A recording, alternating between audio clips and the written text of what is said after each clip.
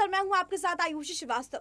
मध्य प्रदेश के मुख्यमंत्री शिवराज सिंह चौहान कांग्रेस से भाजपा में आए ज्योतिरादित्य सिंधिया और केंद्रीय मंत्री नरेंद्र सिंह तोमर और यादव सिंह गहलोत, ये वो कुछ नाम है जिन्हें अगले साल महीने राज्य में होने वाले उपचुनाव के लिए भाजपा ने स्टार प्रचारक के लिए बताया है। बता दें कि राज्य के 28 विधानसभा सीटों पर उपचुनाव होने वाले थे, तो वहीं उसी तरफ जिस तरीके से सिंधिया को मध्य प्रदेश का स्टार प्रचारक बनाया गया था, वहीं अब यूपी के भी कमान सिंधिया के हाथ में है। बता दें 3 नवंबर को होने वाले उपचुनाव के भाजपा ने बुधवार को अपने स्टार प्रचारकों की सूची जारी की है। इस सूची में चौहान, सिंधिया, तोमर और गहलोत के अलावा पूर्व मुख्यमंत्री उमा भारती, केंद्रीय मंत्री धर्मेंद्र प्रसाद और प्रहलाद पटेल, फग्गन सिंह कुलिस्ट और राज्य भाजपा इकाई के अध्यक्ष विष्णु दत्त शर्मा शामिल है। इसके अलावा पार्टी कुछ वरिष्ठ नेताओं की भी सूची में जगह दी गई है। पार्टी की ओर से जारी सूची के अनुसार इसमें विनय और मध्य प्रदेश के गृह मंत्री नरोत्तम मिश्रा और आगे बढ़ेगा और पीडब्ल्यूडी मंत्री गोपाल भारद्वाज भी भाजपा ने स्टार प्रचारक बनाए गए हैं। प्रज्ञा ठाकुर के नाम पर भी मोहर लगी हुई है, जो चर्चा का विषय बना हुआ है। कांग्रेस नेता के मिश्रा ने भाजपा के स्टार प्रचारक सूची से भोपाल से सांसद प्रज्ञा सिंह ठाकुर का नाम ना होने पर सवाल उठाया।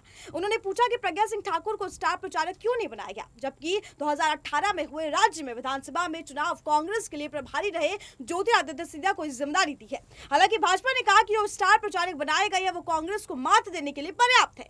भाजपा प्रवक्ता रजनीश अग्रवाल ने स्टार प्रचारकों की सूची में प्रज्ञा ठाकुर का नाम ना होने को लेकर भी कहा था कि भाजपा के लिए ये मायने नहीं रखता। हमारे सभी 30 स्टार प्रचारक अपने बूते पर कांग्रेस को हराने के लिए सक्षम हैं।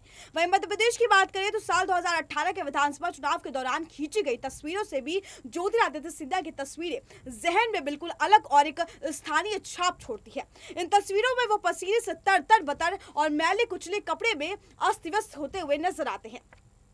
बता दें ज्योतिरादित्य सिंधिया को मध्य प्रदेश के विधानसभा चुनावों में प्रचार कमेटी का ज्ञापन सौंपने के लिए और प्रमुख बनाया गया था और उन्होंने पार्टी को जिताने में अपनी खून पसीना और एड़ी चोटी का जोर लगा दिया था। जिस तरीके से मध्य प्रदेश में अब देखा गया विधानसभा में सिंधिया को स्टार प्रचारक बनाया गया, अब यूपी की बारी है सिंधिया की। बता दें चुनाव में जब बीजेपी ने अपने प्रचार अभियान शुरू किया था तो पार्टी ने नारा लगाया था, माफ करो महाराज, हमारे साथ है शिवराज। जी हाँ, इस नारे के साथ ही बीजेपी ने ज्योतिरादित्य सिंधिया की छवि एक शाही और सामंतवादी नेता के रूप में बनाने के लिए और गढ़ने की कोशिश की थी।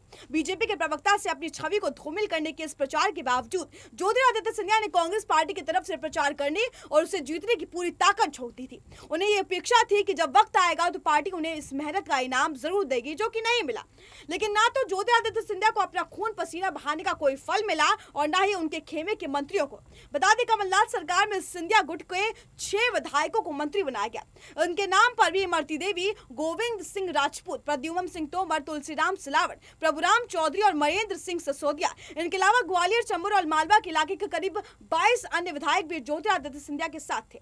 सिंधिया को लगा कि अगर उन्हें मुख्यमंत्री नहीं बनाया गया तो कम से कम उनके पास करीब को उत्तर प्रदेश मुख्यमंत्री पद तो दिया जाना चाहिए। लेकिन कांग्रेस पार्टी का आलाकमान इस मामले में भी हाली हवाली करता दिखाई दिया, जिसके बाद ज्योतिरादित्य सिंधिया ने राज्य में अपनी ही पार्टी की सरकार को किसी न किसी मुद्दे पर निशाना बनाना शुरू कर दिया। इसकी शुरुआत उन्होंने अवैध खनन माफिया खिलाफ की सख्त कार्रवाई करने की मांग के बाद की। इसके बाद उन्होंने ट्विटर पर अपने बायो में भी कांग्रेस का नाम हटा दिया। हालांकि ज्योतिरादित्य सिंधिया ने कहा कि अगर पार्टी अपने चुनाव घोषणा पत्र को किए गए अपने वायदे से पीछे हटेगी तो इसके खिलाफ भी सड़क पर उतरेंगे। ज्योतिरादित्य सिंधिया के चुनाव चेतावनी के बाद भी मुख्यमंत्री कमलनाथ ने कहा था कि अगर वो सड़क पर उतरना चाहते हैं तो उतरे। कमलनाथ और दिग्विजय सिंह के गठजोड़ ने सिंधिया को यह एहसास करा दिया था कि पार्टी के वरिष्ठ नेताओं के समूह का हिस्सा नहीं है, ठीक उसी तरह जैसे 57 साल पहले उनकी दादी की साथ हुआ था। ज्योतिरादित्य सिंधिया की दादी विराज सिंधिया के साथ उस वक्त के कांग्रेसी मुख्यमंत्री डीपी मिश्रा ने भी बहुत बुरा बर्ताव किया था। डीपी मिश्रा मध्य प्रदेश के पहले कांग्रेस सीएम थे, लेकिन इस बेरुखी से आहत राजमाता विजयराज सिंधिया ने अपने समर्थक 37 विधायकों के साथ कांग्रेस पार्टी छोड़ दी थी और जनसंघ में शामिल हो गई थी। आज ऐसा लगता है कि ज्योतिरादित्य सिंधिया ने कांग्रेस की तरफ से अपनी अपेक्षा के खिलाफ अपनी दादी जैसा स्टैंड लिया है। वह यूपी की बात करें तो 5 राज्यों में विधानसभा चुनाव के नतीजे आ चुके हैं। हार जीत के अलग अलग कारणों से विशेषज्ञ हो रहे हैं। आगे के चुनाव में उनके प्रभारी ने भी अनुमान लगाए जा रहे हैं। ऐसे में उत्तर प्रदेश के मुख्यमंत्री योगी आदित्यनाथ एक बार फिर चर्चा के विषय में हैं। योगी आदित्यनाथ देश के सबसे बड़े राज्य के मुख्यमंत्री होने के साथ बीजेपी के लिए प्रचार करने के लिए हर जगह जाते हैं, इसमें कोई आश्चर्य नहीं है। लेकिन उम्मीदवारों की मांग और योगी के भाषणों में उनकी ऊर्जा को देखते हुए चुनावों में उनकी छवि भी एक बीजेपी स्टैंड के रूप में देखी गई है। चर्चाएं तो यहां तक होने लगी थी कि अब वो मोदी का विकल्प बन चुके हैं, लेकिन चुनाव नतीजे आने के बाद तमाम धारणाओं पर ठीक उसी तरह पानी फिर गया जैसे साल 2014 के बाद नरेंद्र मोदी की अपराजय छवि और अमित शाह की चुनावी मैनेजर की छवि के साथ हुआ। बता दें, उत्तर प्रदेश की कानून व्यवस्था पर उठ रहे सवालों के बीच विषम परिस्थितियों में भी योगी आदित्यनाथ ने इन राज्यों में चुनाव प्रचार के लिए जमकर समय निकाला। इन सभी राज्यों में उन्होंने 70 में से ज्यादा रैलियां की, भाषण शैली भी जोश की, वही तलखी दिखाई दी जिसके वो जाने जाते हैं। मीडिया में चर्चा भी थी इसलिए वो खूब आए, लेकिन ये सारी बातें शायद मतदाताओं को अच्छी नहीं लगी। 70 से ज्यादा रैलियां और सभाओं के बावजूद भी तीनों राज्य के हाथ से निकल गई।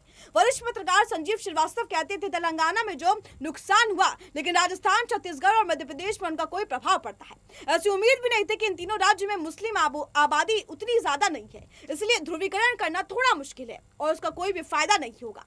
वो कहते हैं कि योगी आदित्यनाथ ने हालांकि उसकी पूरी कोशिश की, लेकिन हिंदू वोट प्रभावित हुए, लेकिन इससे कोई फर्क नहीं पड़ सका। यदि फर्क पड़ा तो परिणाम में जरूर दिखता। मिजोरम को छोड़कर अन्य 4 राज्यों में योगी ने जमकर चुनाव प्रचार किया। उन्होंने सबसे ज्यादा 26 चुनावी सभाएं राजस्थान में की, जबकि छत्तीसगढ़ में 23 और मध्य प्रदेश में उन्होंने 17 सभाएं की। तेलंगाना में भी योगी आदित्यनाथ ने 8 सभाओं को संबोधित किया था। जिस तरीके से लगातार देखा जा रहा है कि किस तरीके से राहुल गांधी और प्रियंका गांधी यूपी चुनाव में डटे हुए हैं, ऐसे में योगी आदित्यनाथ क्या सिंधिया को अपना वहां स्टार प्रचारक बना सकते हैं? और अगर ऐसा होता है तो यूपी के लिए और योगी आदित्यनाथ के लिए कहीं ना कहीं चुनाव जीतना 2022 में आसान राह तय करेगा। आप देखते रहिए ESPN 9 न्यूज।